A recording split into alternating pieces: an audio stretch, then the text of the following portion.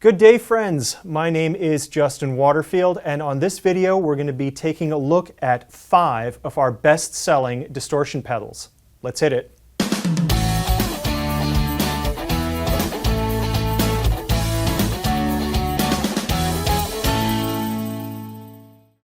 Thank you guys for joining me on today's video. This is a new video series that we're starting based on the best-selling guitar pedals here at Long McQuade. Now, the selections that we're going to be pulling for you are not necessarily in any particular order. They're just pulled from our best-seller list. And in each video, we're going to be featuring 5 different pedals within their own categories. So today's video is on distortion pedals. I'm going to show you the differences between them. I'm going to show you the range on their controls. We're going to twist some dials and get some tones and show you how to use them in a musical context. Now, the end goal here is that you're going to vote on your favorite pedals in the comments section. And in the last episode, we're going to compile a pedal board built out of the ones that you have chosen. So let's get started with the Boss Brothers here at the end. All right, let's jump right into our first pedal, or pedals. The Boss DS1 Distortion and the Boss SD1 Super Overdrive. So I know I'm being cheeky here and giving you 2 pedals for 1, but these 2 pedals get mixed up all the time. We always get customers coming in and asking, what is the difference between the DS1 and the SD1? Or sometimes somebody will come in asking for the SD1 when they really mean the orange one, which is the DS1 or what have you. These are essentially do the same thing, but in different ways. So typical 3-knob overdrive, you have your tone, your level control, and your distortion control on both pedals. You have the bulletproof Boss housing and everything. But the circuits inside are very, very different from one another. The Boss DS1 was one of Boss's first compact pedals. This was released back in the late 70s, and it has a very, very bright, very aggressive sounding distortion. And the design intention there was to supplement the distortion that you're already getting out of your amp. So if you have an amp that's turned up loud and it's, distorting already, but it's not quite enough, that's why you would add the Boss DS1 to get that little bit of saturation, extra saturation, more harmonics added to your tone, things like that. Now, the Boss SD1, the Super Overdrive, came out a little bit later. It's a little bit warmer, a little bit fuller in the bottom end, much more smooth, and it's also much more dynamic. Like, you can roll off the guitar volume and it will behave like natural amp distortion. And I think the thinking is there that this is a great pedal to use in front of a clean amp or an amp that maybe doesn't have as much overdrive. And this becomes sort of a standalone overdrive generator. So if you're playing through a louder, cleaner Fender Twin or something like that, and you can't crank it up, that's the one to use. So let's get the guitar on and see what these 2 sound like. So before we get started, let's talk a little bit about the signal chain that we got going on here. So this is my Les Paul, the same one I always use in all my videos, if you guys have seen that. It's a 58 reissue Les Paul with low output vintage humbuckers. It's the same guitar, I just took the pickguard off. This guy over here is the Trainer YCV20, little 20 watt EL84 amp with the Celestion greenback in there. The EQ is set pretty much right up the middle, knocked back the bass, turned up the treble a little bit, because, humbuckers. And then we just have the pedal in between. So let's hear what the Boss DS1 distortion sounds like. I'm just going to play clean to start it off so you guys get a reference tone, and then I'm going to kick this on, turn some knobs, we'll see what we get.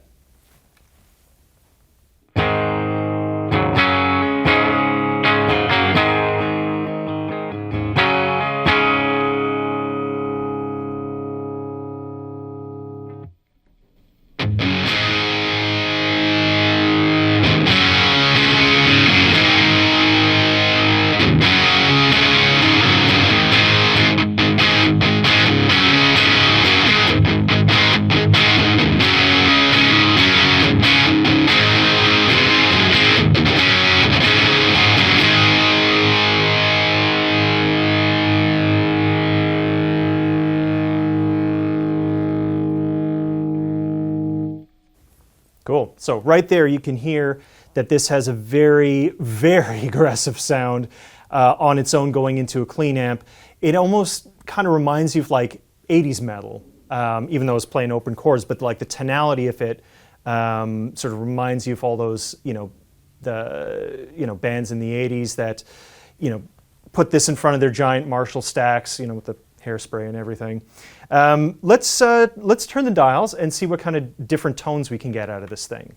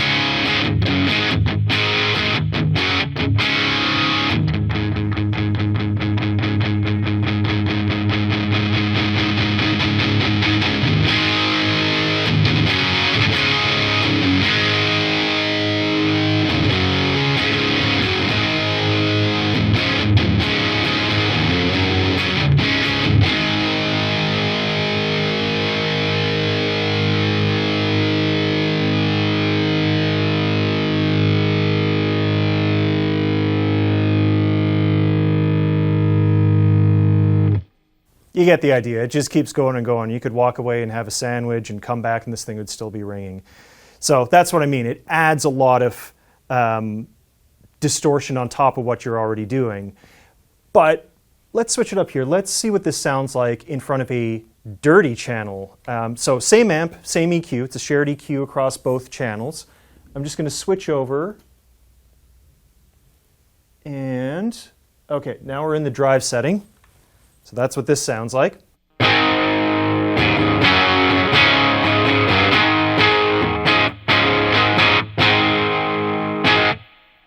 So a little bit of grit on it. Now, let's put everything back at high noon, keep the level where it is, and let's see what we get.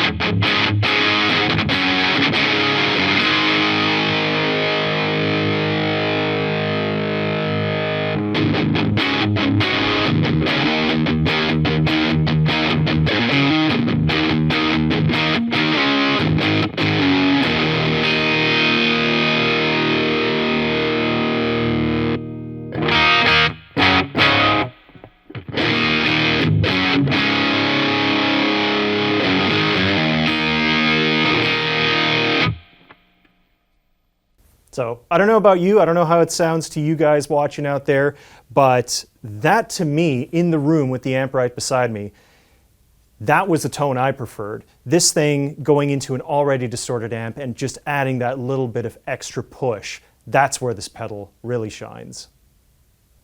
So now let's check out the SD1 Super Overdrive. Now I flip back to the clean channel on the YCV20. On the SD1, all knobs are pointing at high noon. I'm going to give you the clean sound. I'm going to kick this on, start moving some things around. Let's see what we get.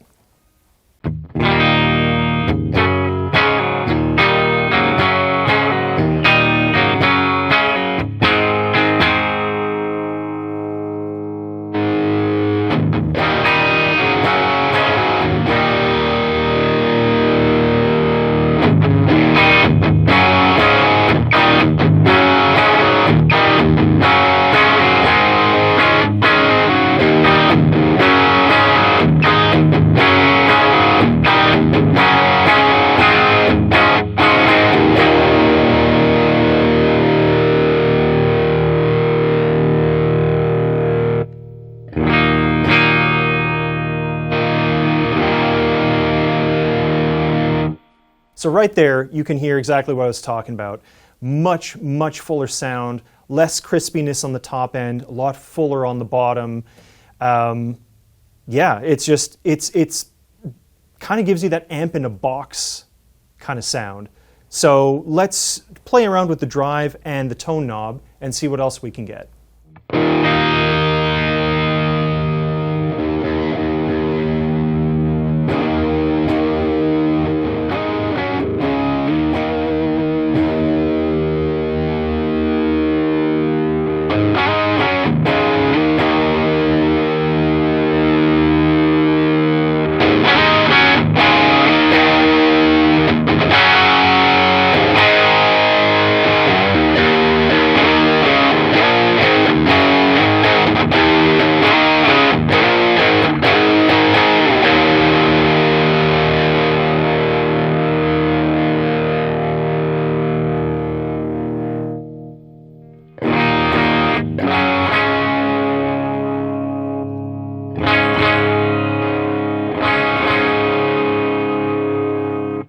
So right there, that's really cool. When you got the drive all the way at 0, it's actually at 0. Like there's almost no crispiness whatsoever. So that, in and of itself, makes this thing a great choice for a clean boost. Let's keep going.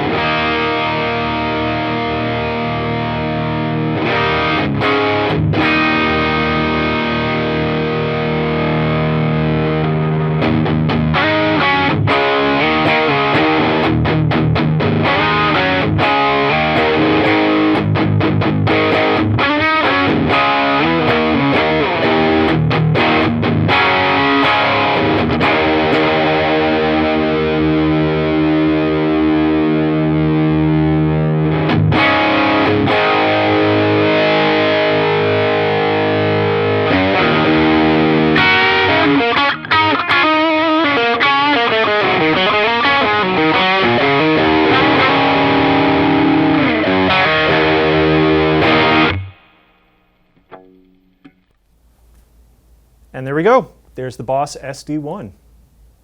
And for the sake of clarity, let's put them both side by side. Now, I set them pretty much the same. The level is boosted just to match the two pedals together, but the drive and the tone controls on each are set at high noon.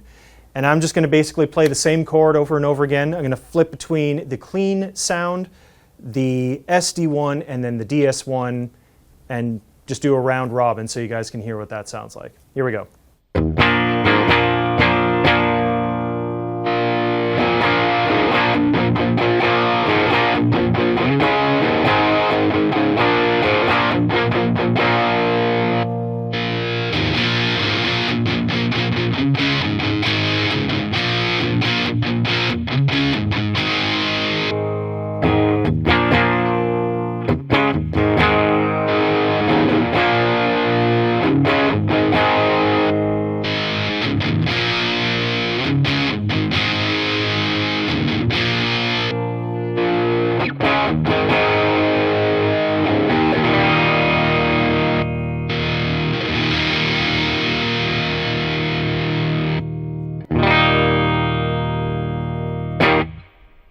All right, everyone, let us know which one was your favorite, the DS1 or the SD1. Let us know in the comments below. We'd love to hear.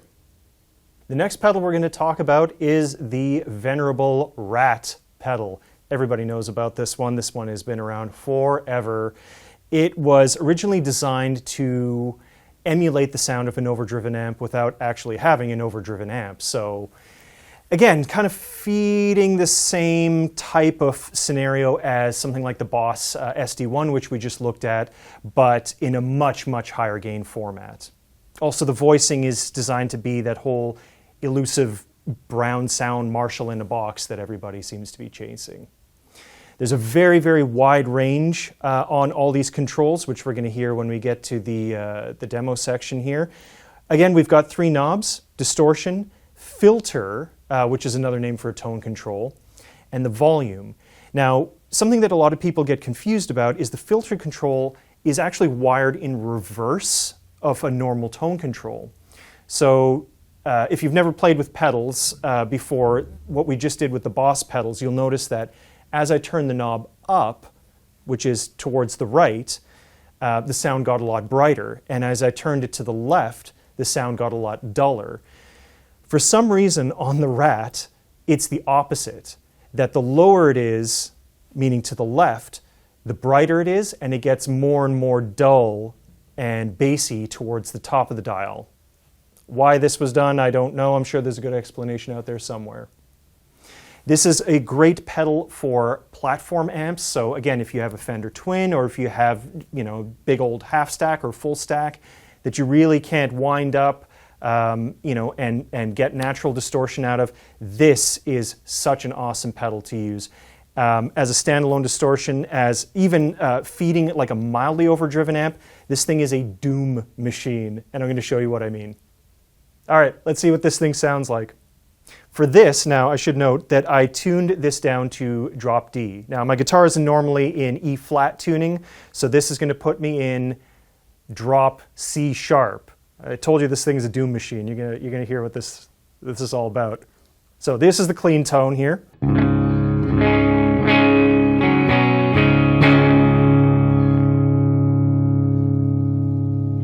And again, all the knobs are at noon. Let's kick it on and see what we get.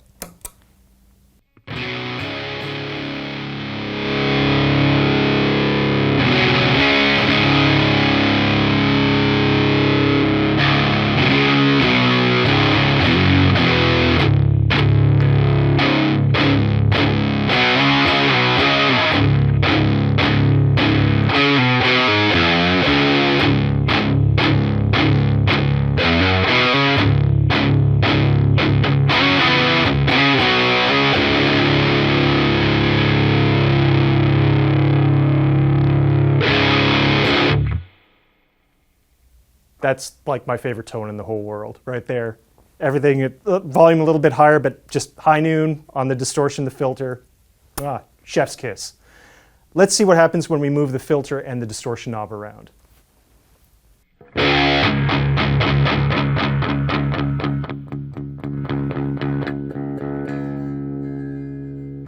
So right there, distortion knob at 0, it almost chokes it out entirely. Let's just bring it up just slightly.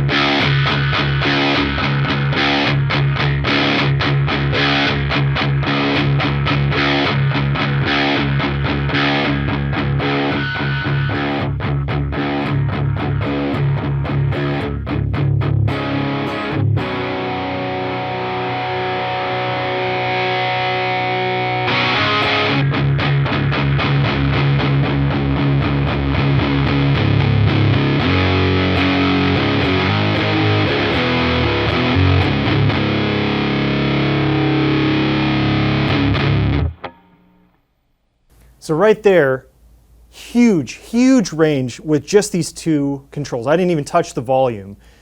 But you notice that at the sort of extreme ends of these knobs, it's, you know, it starts to do weird things, like the distortion will just like almost cut off the sound at the bottom. The filter almost cuts off the sound entirely at the top.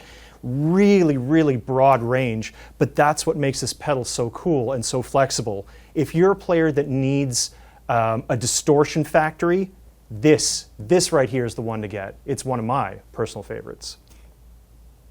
Next up on the menu, we have the Ibanez TS9 Tube Screamer. Now, some of you may be looking at this and being like, hey, that's not a normal tube screamer, and you'd be right. It's so best-selling that we actually ran out of the green ones, believe it or not. This is the 40th anniversary edition in the shiny red housing with the cool red knobs and everything, but I assure you it is the same circuit underneath. Now, Ibanez has had so much success with this pedal over the years that they've done a number of different versions. There's the normal TS9, there's the vintage spec 808 version, which is essentially the same thing. There's this red version, there's a gold version out there that I've seen, there's the mini version, which is super cool. It just sort of speaks to the ubiquity of this pedal and how popular it is and how popular it continues to be with a new generation of players. And I guess just to touch on this for a quick minute, these mini pedals that you see are just as good as the full-size ones. It really depends on your needs. If you have a ton of pedals on your pedal board and you're really pressed for space, get the mini one. It's cool. It's the same circuit, just miniaturized components. The TS9 has a mini version. The Rat, which we just did, they came out with a mini version. They're excellent. So if you need the space, go for the mini one. All right, let's talk about the TS9. This is an absolute classic. This is a pedal that you've heard in so many different contexts without even thinking about it. The most famous context is going to be in the blues arena, which is also another genre that's close to my heart. This is very much the Stevie Ray Vaughan sound. A Stratocaster through this and a loud Fender amp, boom, there you go. But this pedal can also fit into a number of different roles. It can be a totally, or mostly clean boost, I should say. It can be a standalone overdrive, similar to the Boss SD1, but a little bit of a different flavor. But the other really interesting arena that this guy plays in is in the metal community. And not a lot of people know this. Especially when recording, these metal guys would go in with their JCM 800s or their Mesa Boogies or their Riveras or their, whatever other high gain amps that they're using. And they would actually dial down the gain on the amp and use this to supplement the gain of their high gain amp. And what that did is give them a lot more control over the sound, give them a lot more of that, famous like chug that metal players are known for. But just the tonality of the Tube Screamer, because it sort of cuts off a little bit of your top end and a lot of your bottom end, it really focuses humbucker-equipped guitars. And it just makes them cut through the mix a little bit better, gives it a little bit more mid-range definition, which is what you need in metal, because everything's loud all the time and the guitars have to cut through somehow. Right here, this is the secret weapon. So let's see what this guy can do. Same deal as last time. We're going to start off on the clean channel of the YCV20. I'm going to give you a reference tone. Then I'm going to kick this on. All the knobs start at high noon, and we'll start twiddling them around and see what we get. Here we go.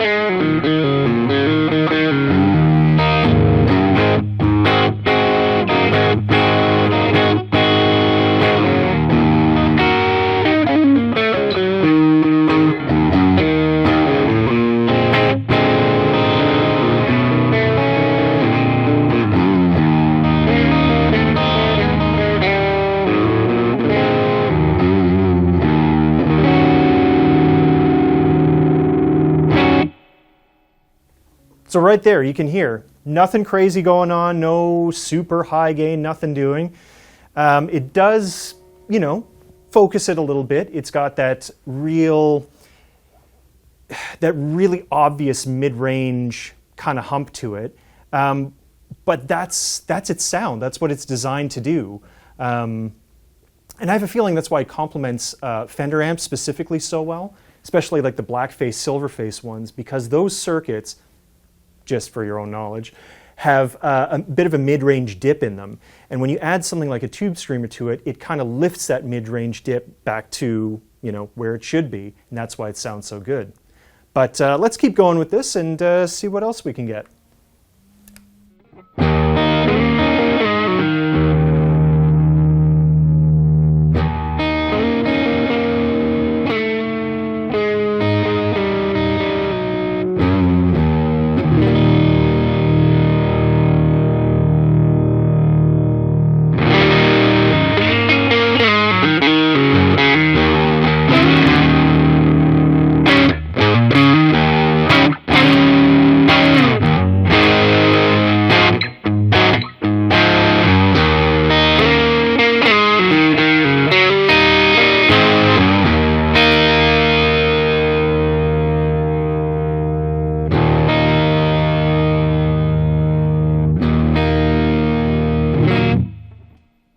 So that was just the tone control. You see how much that has influence over the amplitude, the volume of the sound? This really has a big range on it, and it brightens up even these big meaty humbuckers. Let's keep going.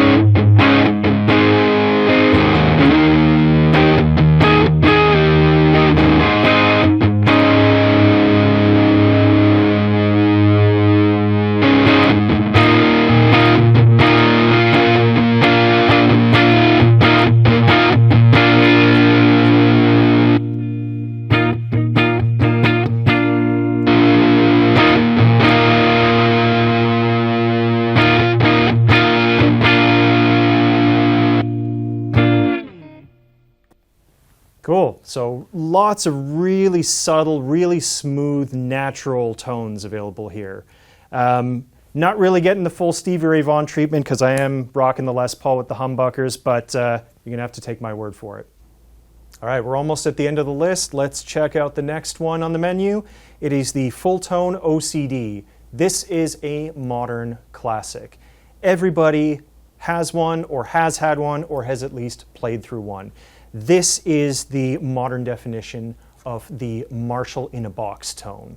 And what I mean by that, because that term gets thrown around a lot, is that back in the day, if you wanted an amp that had distortion, you got a Marshall. The problem with Marshall amps back in the day is that you had to crank them up really, really loud. And unless you were The Who or Led Zeppelin playing on these giant stages, you just didn't have that luxury. So people went to the ends of the earth to capture the sound of an overdriven Marshall amp in a setting that is quiet and humane to human ears. And what this did is it sort of spurred this whole industry of circuit design, both in pedals and amps, to capture that sort of lightning in a bottle.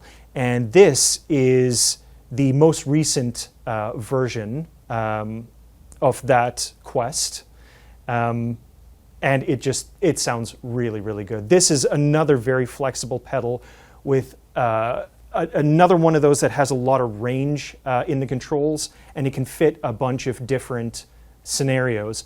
But me personally, I think where it sounds best is for platform amps. Just clean channel, this thing in front, and it should be worth noting that this is the most dynamic of all the pedals that we've tried so far. This is one of those that you can click it on at the beginning of your rehearsal or the gig and just leave it there. Don't even click it on and off, just control it with the volume control on your guitar. It will react just like an amp, and I'm going to show you what that sounds like when it comes to the demo section. So here we have same controls as everything we've been looking at so far: volume, tone, and drive. We have an extra switch up here that says HP and LP. This is kind of cool. This is a filter switch, not in the same way as we were talking about the filter on the Rat. What this does is a low-pass filter. It rolls off a little bit of the high end and lets the low frequencies pass. That's what low pass means. So it just tames the fizzies on the high end a little bit. So if you have a bright amp or if you have a bright switch on your amp that you can't get rid of, that's the setting to use. On the HP setting, this is high pass, so it lets the high frequencies pass and it rolls off the bottom end. So if you have an amp that's really bassy and really flubby and you want a little bit of extra cut and definition, that's the setting to use. So let's see what it sounds like. All right, we're going to be on the clean channel, everything in high noon. Let's go for it.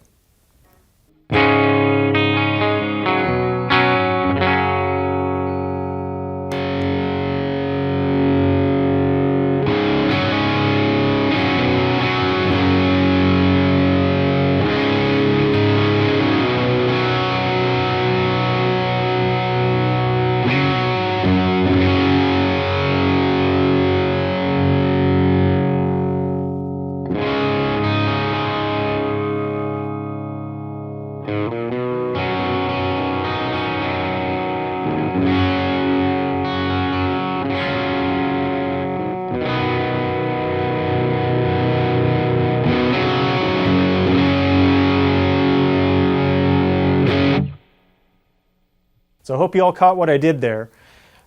I rolled down the volume. I'm on the bridge pickup, by the way. I rolled down the volume to clean it up, and the distortion just dials back, the saturation just dials back. Still got a little bit of crispies going on, but it reacts like a real amp. It's really cool and a really playable pedal. Let's see what other sounds we can get out of it.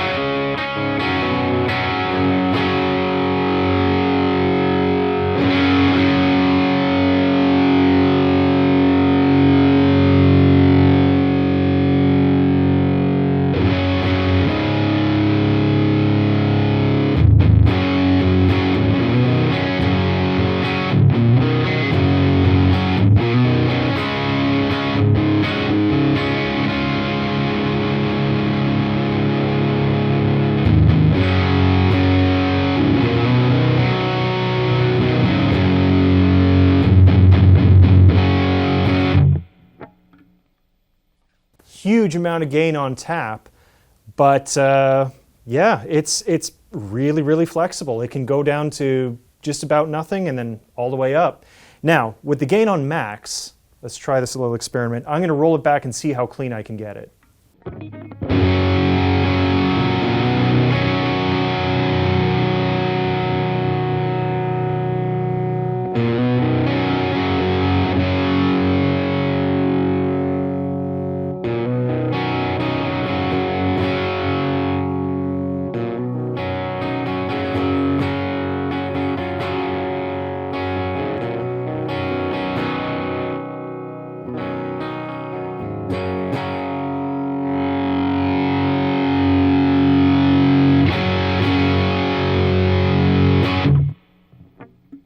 I don't know about you, but that is seriously impressive for a little circuit like this. And lastly, let's just throw everything back to noon and let's try out that high pass, low pass filter switch. So right now we're in low pass mode, high pass mode.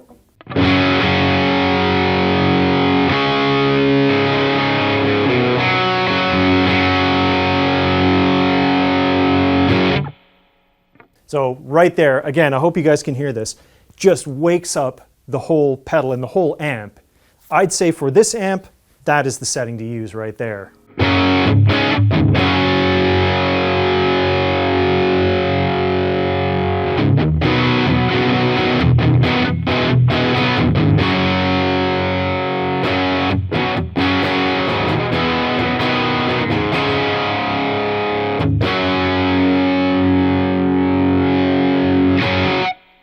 And that is the OCD.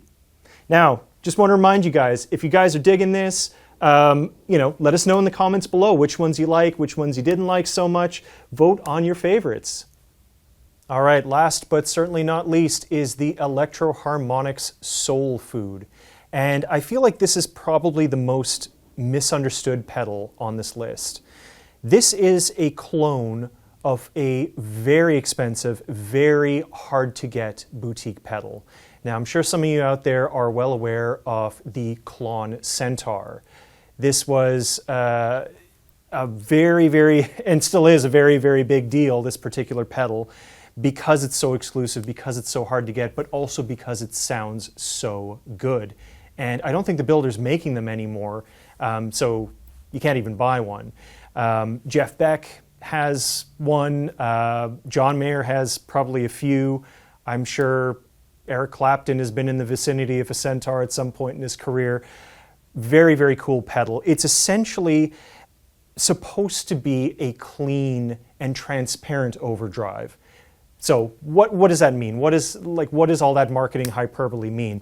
It means that it gives you a little bit of distortion, a little bit of overdrive, but it doesn't color your sound. It doesn't give you, like, for example, the mid hump of like a TS9, and it doesn't cut off your bottom end like a DS1. It retains the sound of your guitar, but it just gives you a little bit of something extra on there. Again, we have the same three knobs that we've been looking at all this time: the volume, the drive, and they label it treble on here, but this is the tone or the filter knob.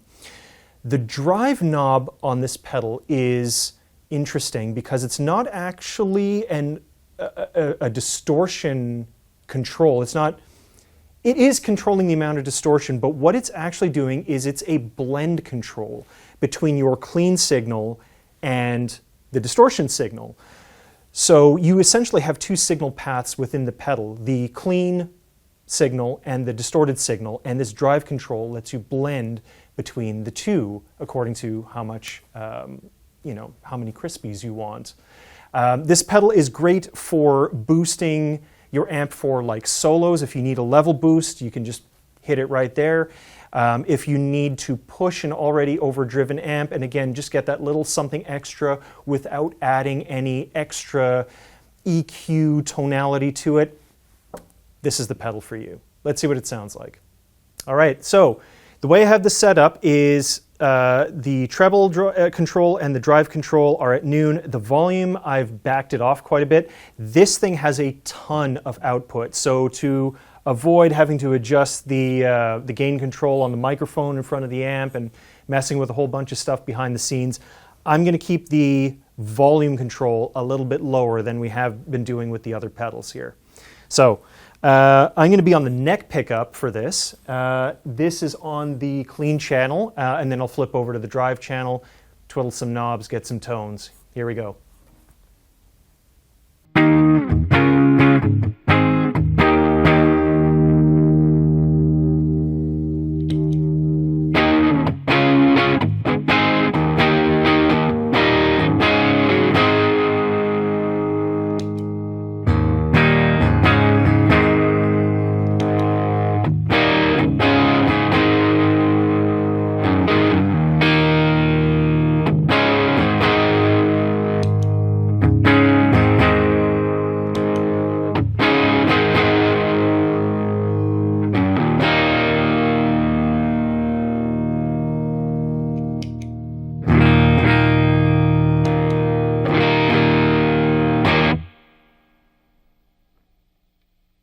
So what I hear tightens up the bottom a little bit, but otherwise I really don't hear a huge shift in the tonal characteristic. Just a little bit of extra drive, and that's really it. It's super, super subtle. Hopefully this is coming across to you. Let's move these treble and drive knobs and see what we get.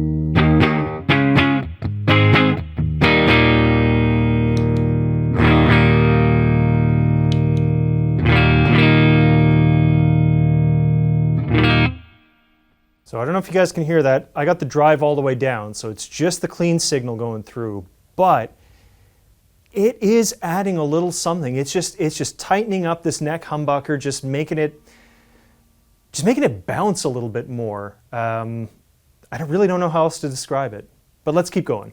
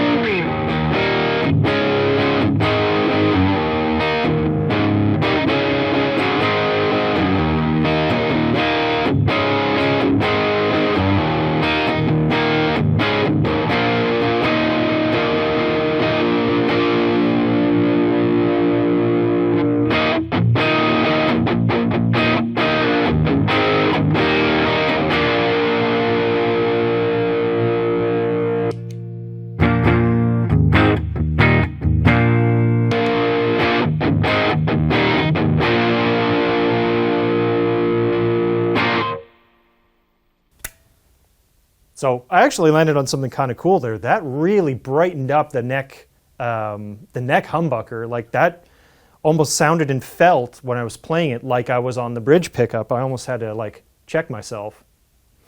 Let's flip over to the drive channel and try that as a dry signal.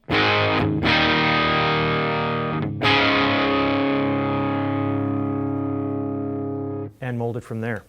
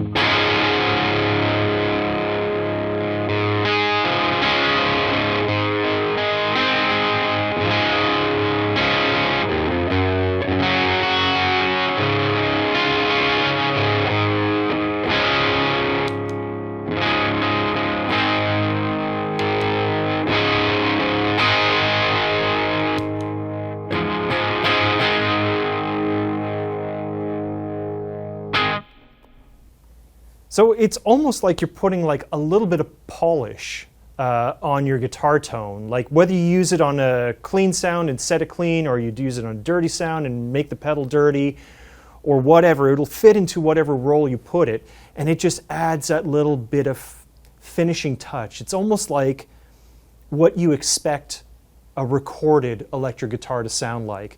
That's what this helps you get coming through the speaker on your amp. It is very, very cool. And that is it. That wraps it up. Thank you guys so much for taking the time out of your day and watching till the end. I hope you had as much fun watching it as I did making it. This was an absolute blast for me. Make sure that you vote on your favorites in the comments section. Let us know which one you really dug, which one resonated with your artistic soul the most. The links to all the products are in the description. Make sure you like and subscribe for more content, and please stay tuned for the next episode. I'll catch you then.